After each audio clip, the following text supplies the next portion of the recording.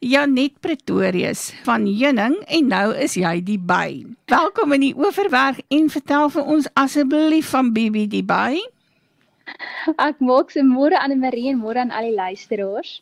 Ja, dit is 'n opwindende nuwe kinderprojek wat ek so op die, as ek die Engelse woord mag gebruik, so op die sideline doen. Ek doen nog steeds Heuning en ek doen nog steeds solo vertonings deur David Gresham onder my eie naam, maar die kinderding is net iets baie spesiaals wat ek al lankal wou doen en ek moet sê dis in die Grendeltydpark gebore.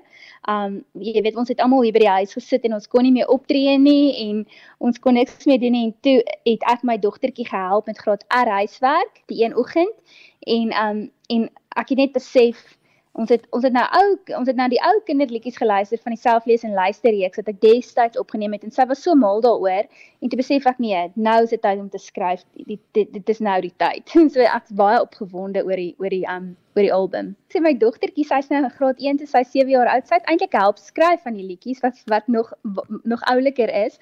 En dan het ek 'n klein seentjie, hy's nou 17 maande, baie klein besige mannetjie. So as ons hom hoor, is dit gaaf. Ek het die luisteraars kan nou maar weet, hierdie hele Bibi by, waar is sy gebore?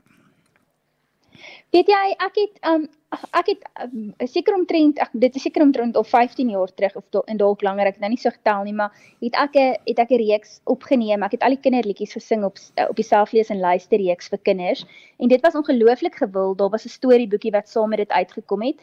En so het ek in my hart geweet, eendag gaan ek weer kindermusiek doen, maar ons het Heuning gedoen en ek is baie lief vir musiek, dis in my bloed.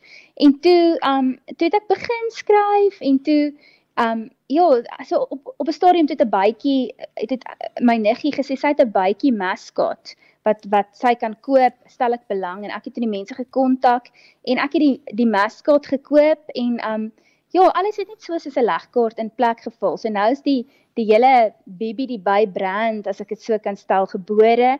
Ek doen die kinderproduksie eintlik onder die naam Bibi die by, maar wat ook nou die titel is van die eerste enkelsnit. Wat kan ons verwag van Bibi die by wat anders is? Ek het agtergekom dat die goed waarna die kinders luister, ek bedoel as ons nou gaan so braai en so, die kinders hou van die doef klank, hulle luister nie meer so erg na kindermusiek nie. En ek het die hele tyd gesê, ek wil iets uitbring wat op hulle vlak is. Dit moet voel soos hulle gaan na een van hulle sterre, as ek dit nou so kan stel, so konsert doen, maar dit moet opvoedkundig wees en die lirieke moet skoon wees en dit moet kindervriendelik wees. So dit was my hele uitgangspunt. Ek wil hê die musiek, hulle moet kan byklank vind met die musiek self, dit moet vir hulle voel asof dit nou is, as ek dit so kan stel. Nou kom jy met 'n werkbare oplossing. Jy het regtig 'n alternatief geskep.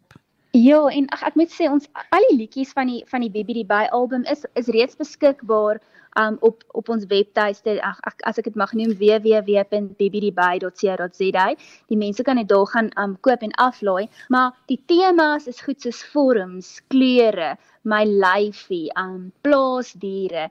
Dis alles goedjies wat ek hulle in leer. Ons leer oor vorms en ons leer oor kleure en ons leer oor die verskillende plaasdiere en seisoene. So dis alles baie opvoedkundig, maar dis alles lekker. Dit het verskriklike ritme en daar's lekker hooklines in die musiek wat hulle wil dans en hulle wil lekker voel as hulle na die musiek luister.